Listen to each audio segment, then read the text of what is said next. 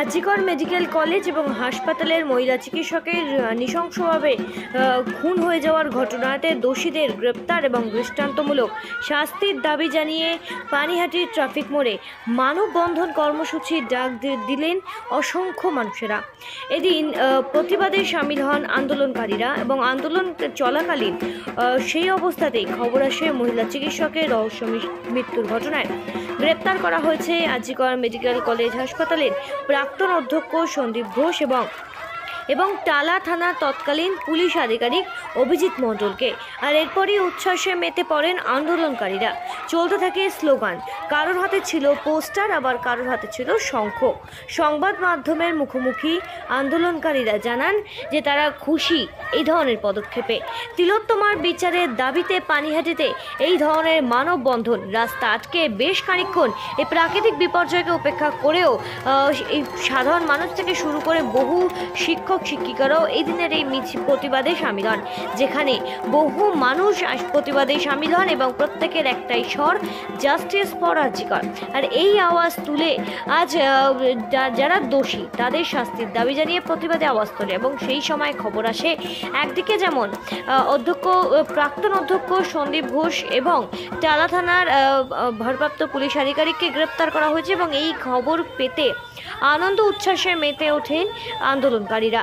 একদিকে যেমন মহিলারা ছিলেন, মহিলাদের সংখ্যা বেশি থাকলেও বহু পুরুষরাও কিন্তু এই দিনের এই আন্দোলনে প্রতিবাদে সামিল হন এবং প্রত্যেকের গলার একটাই স্বর যে জাস্টিস ফর আজিকর। আর এই আওয়াজ তুলে তারা রাস্তা আটকে সোদপুর ট্রাফিক মোড় জুড়ে বেশ খানিকক্ষণ ধরে প্রতিবাদে সামিল হন। রাত 9টা থেকে শুরু হয় তাদের এই আন্দোলন এবং এইভাবে লাগাতারভাবে তারা এই আন্দোলন করবে। এবং তারা যখন খবর পান এই ধরনের যে এবং পুলিশের পক্ষ থেকে এই ধরনের পদক্ষেপ নেওয়া হয়েছে এবং গ্রেপ্তার করা হয়েছে সন্দীপ ঘোষ সহ টালা থানা পুলিশকে, এবং সেই খবর পেতে আনন্দ এবং উচ্ছ্বাসে মেতে ওঠেন আন্দোলনকারীরা। তাদের হাতে শঙ্খ আবার ঢাক নিয়ে তারা আনন্দ উচ্ছ্বাসে মেতে ওঠেন এবং তাদের মুখে ছিল খুশির উচ্ছ্বাস। একদিকে শঙ্খ বাজিয়ে, আরেকদিকে যেমন ঢাক বাজিয়ে কিন্তু তারা এই মুহূর্তটাকে এবং তাদের এই আন্দোলনের সাফল্যতাকে খুঁজে পান এবং এই পদক্ষেপে বেশ খানিকক্ষণ ধরে তারা রাস্তা আটকে বিচরের উপর দাঁড়িয়ে এই দিনের এই প্রতিবাদ তারা জানাতে থাকে। এবং এর পাশাপাশি রাস্তার দুধারে কিন্তু ব্যাপকভাবে ভিড়ও হয়ে যায়, গাড়ির দাঁড়িয়ে থাকে শয়ে শয়ে, এর জেরে যানজটের সৃষ্টি হয়। তবুও প্রত্যেকেই সমর্থন করেন, প্রত্যেকটি গাড়ির চালকও সমর্থন করেন আন্দোলনকারীদের এই হেন পদক্ষেপে। এবং যেই আন্দোলনে, যেই বিচারের দাবিতে আজ গোটা রাজ্য ফুঁসছে আগুনে, এবং সেই বিচারে আওয়াজ তুলে সেই দাবি জানিয়েই কিন্তু আজ প্রতিবাদের সামিল হলেন অসংখ্য মহিলারা। তাদের কপালে প্রত্যেকের একটি উই ওয়ান্ট জাস্টিস লেখা পোস্টারও যেমন তাদের কাছে ছিল, তেমনই মাথায় তারা একটি করে উই ওয়ান্ট জাস্টিস লেখা কালো একটি করে কিন্তু তারা ব্যান্ডও পরে। বিচার পাবো। দেখুন, আন্দোলন তো মানে পশ্চিমবঙ্গ জুড়ে হয়েছে, সেটা ভীষণ ভালো কথা, কিন্তু আন্দোলন তো হিসাব মতো দুটো জায়গাতেই বেশিভাবে হওয়ার কথা ছিল। কারণ আমরা ওয়ার্ক প্লেসকে সেকেন্ড হোম বলি, সেকেন্ড ফ্যামিলি বলি।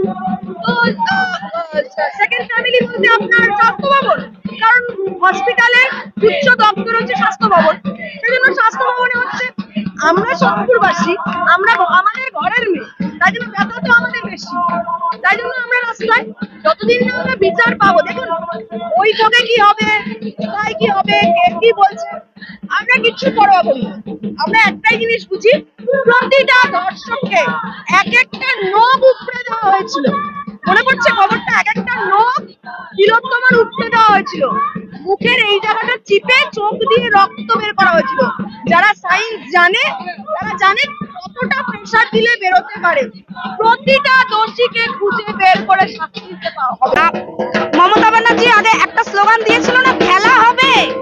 এবার খেলা শুরু হয়েছে, আমরাও বলবো শেষের দিন খেলা হবে, খেলা হচ্ছে, খেলা হবে।